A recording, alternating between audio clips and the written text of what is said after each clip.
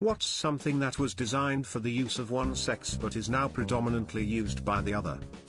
Wristwatches were originally thought to be too feminine for men, but during World War I they were found to be easier to use than a pocket watch. This is so interesting. What was feminine about the wristwatch? Was it the way someone would check it / the mannerism? First ever wristwatch was a Patek Philippe designed for Countess Kosawiks of Hungary in 1873. I'd love to wear nearly any Patek, I wouldn't wear that one. It's a bit feminine. Crop tops were originally designed for men to show off their abs. Is that why we see that in anime so much? I'm loving the resurgence of this trend. Old Spice. Old Spice was launched by Shelton Incorporated in 1937. William Lightfoot Schultz was inspired by his mother's potpourri, and as a result, the first Old Spice product in 1937 was a woman's scent called Early American Old Spice. The product was received well and therefore followed with Old Spice for Men in 1938. Old Spice odor blocking body wash, give us RU 18 hours of odor blocking power. No wonder I like using Old Spice so much. It was originally invented for us girls. Large pockets. Pockets were originally meant for women to have in their hoop skirts and such, while noble men had pockets, but they were quite a bit smaller.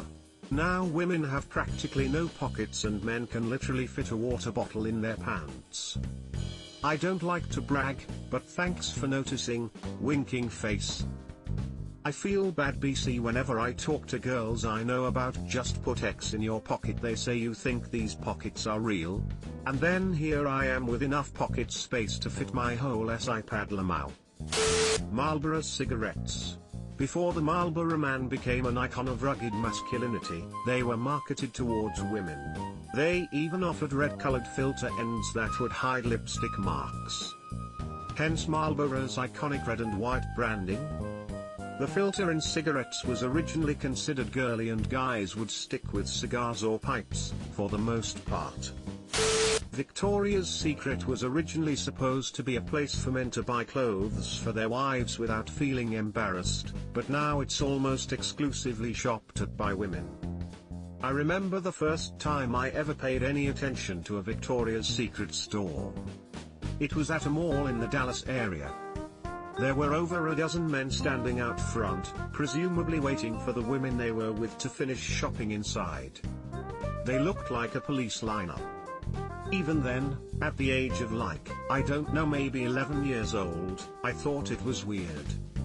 I don't remember ever being with a girlfriend while she was shopping for underwear, but I think I'd rather to go with her than wait around outside the store.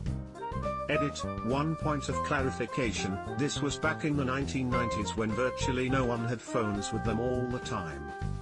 All these guys are just standing around looking bored and all self-conscious. I don't understand why they felt this was preferable to going in or making plans to meet somewhere else. Edit 2, getting replies of women in these stores are creeped out by men, or my so was kicked out while minding his own business, and others of course, men go in, it's fine.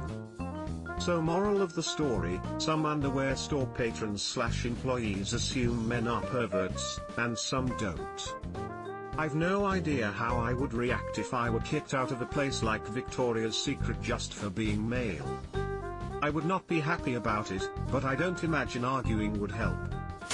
A lot of the things women wear nowadays, makeup, wigs, high heels, and tights, were brought into fashion by aristocratic European men. The makeup they wore was primarily used to cover up the scars and marks from syphilis.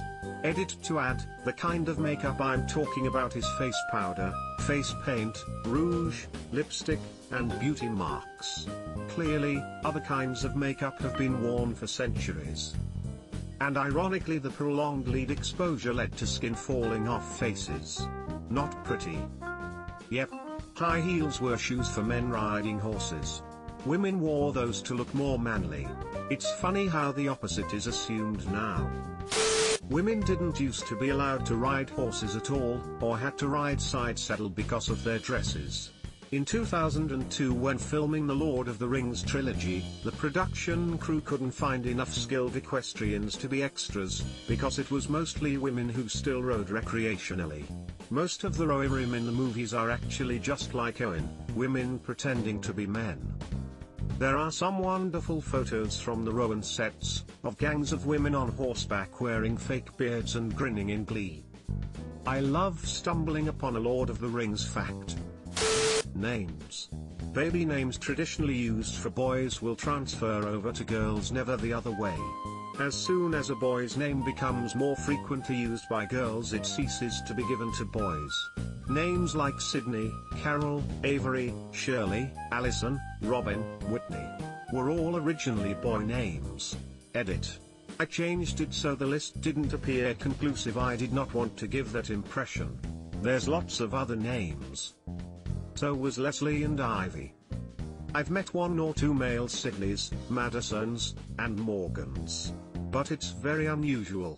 I have gender-neutral name, but it's pretty common for both men and women. The colors pink and blue as they pertain to children's clothing. Pink used to be a masculine color and blue feminine. Little known fact that should be more well known. Little boys were dressed in pink, and little girls dressed in blue around the turn of the 20th century. There are also portraits of little boys wearing fanciful dresses. I watched a documentary once that explained that the reasoning behind it was that men were red, and little boys pink by extension, as males were considered brave, ready for wars, full of life, and pink and red were strong, bold masculine colors, but women were considered cold. The fact that women have periods and purge bad blood makes us strange, snake-like and cold-blooded, apparently, so blue, but also it was related to the Virgin Mary, so blue for girls. So strange I can't imagine it. I heard that 90% of the people who read Playgirl are actually gay men, not women, which I think was the intended audience when it was launched back in the day.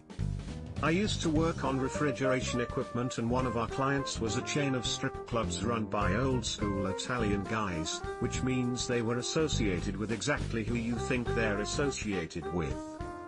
They spent a couple of $1 million adding a huge addition to their flagship club that would have male strippers, hoping to attract bachelorette parties, etc. The night it opened, it was patronized mostly by men, mostly gay men. They literally closed early that night and never reopened that side of the business. They turned it into just a general event space that could be rented out for parties and things, but hardly anybody wanted to have their 25th wedding anniversary dinner attached to a strip club. The singer from Typo Negative supposedly modeled for them one time and wasn't thrilled when he learned the readers were mostly dudes. My hoodies. What a brag. My wife is pregnant, so 90% of her clothes don't fit.